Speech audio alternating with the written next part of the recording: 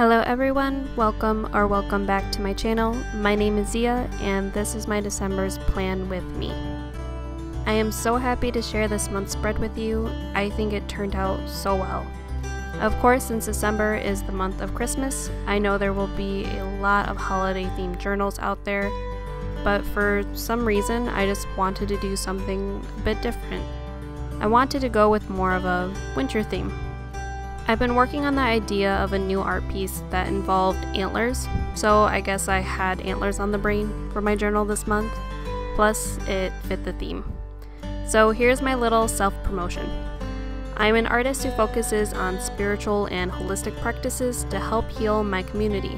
If that sounds interesting to you, then I encourage you to head over to my website at jaziadiaz.weebly.com or my artist Instagram at jaziadiaz, both of which are listed down below to check out my newest series called Spiritual Goddesses.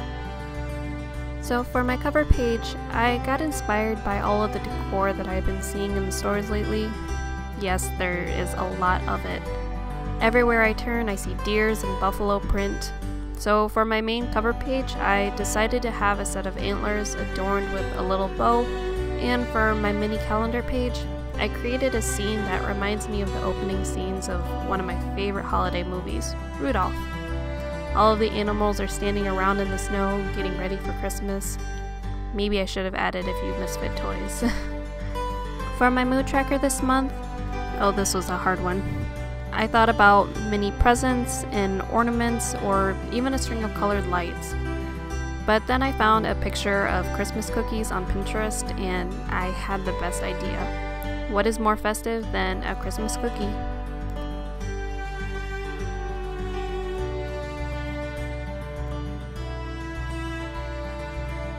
My habit tracker is the same as last month.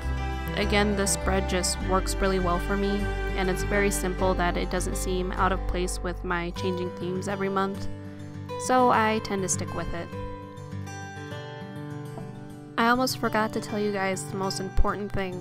I bought a new set of Microns! Yay! My old set was slowly dying one by one, so I finally caved in. So primarily for this spread, I outlined everything in my 0.01. I didn't add much line weight to my drawings for this month. I wanted them to have more of a cartoonish outline, so I only used my 0.005 for very small details. And then I filled in my lettering with the number 1 felt tip Micron.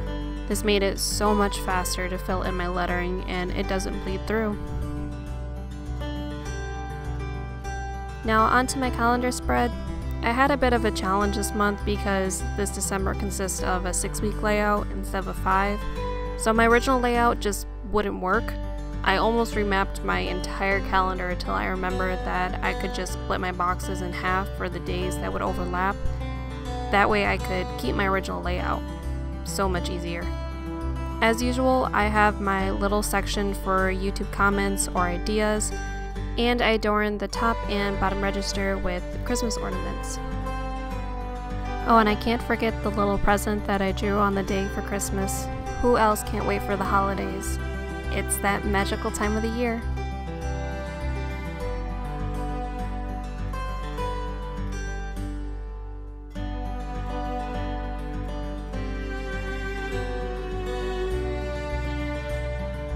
For my weekly spread, I changed it up a bit for this month.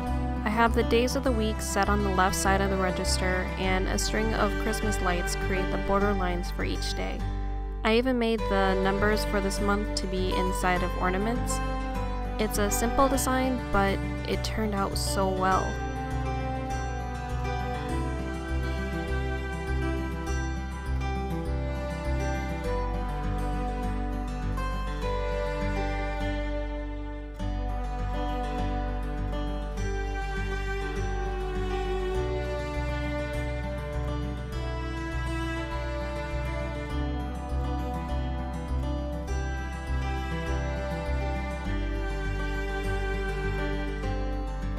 There goes my colored pencils again. After I used my Prismacolor pencils for last month's spread, I just had to bring them out again. I love the color range and I just have more control with them. But I do want to try new mediums in the months to come. If you would like to know what colored pencils I use for each section, then check the description box down below. I do my best to have a good list for you guys, but remember that with colored pencils, it's all about layers. So I go back and forth between colors a lot to make sure that they're blending together well. Also remember that yes, colored pencils are a cleaner medium than, let's say, watercolor, but they can transfer with pressure. So when I flip over to a new page, I make sure to slip a piece of paper in between my pages while I'm working on them, because otherwise they will transfer. Once I'm done, the paper is not necessary, but you don't want to accidentally ruin your art by forgetting this, as I have done before.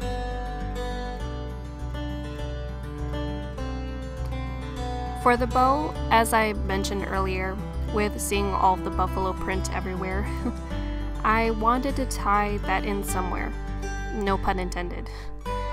So I decided to put that as a pattern for the bow. Now the basic colors for buffalo print are red and black, but here's the thing. I didn't want to go straight into my black pencil and color block everything. Why?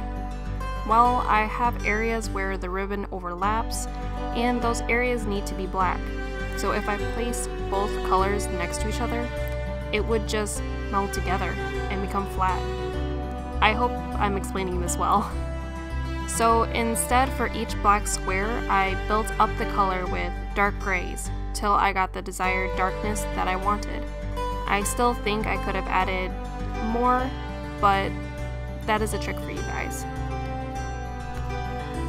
Well, I believe that is all the tips that I have for you guys, so now I will be silent and let you enjoy the rest of the video.